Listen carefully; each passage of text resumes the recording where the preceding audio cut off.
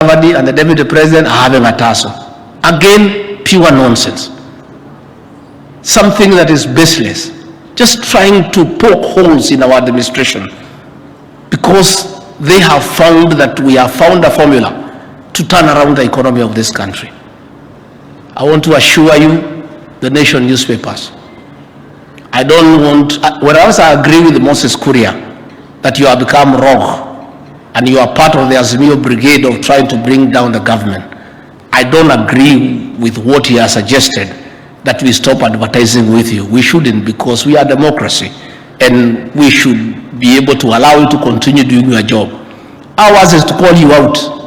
When you go overboard, we must tell you on the face. That is a strategy.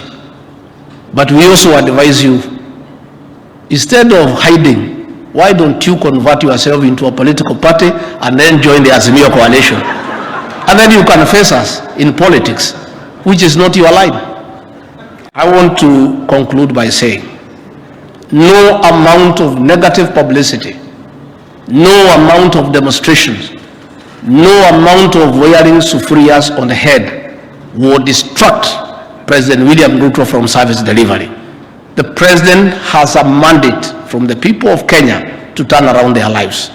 The president has a social contract of 5 years to improve the economy of this country, restore the dignity of the Kenyan people, put money into people's pockets, and uplift their standards of living.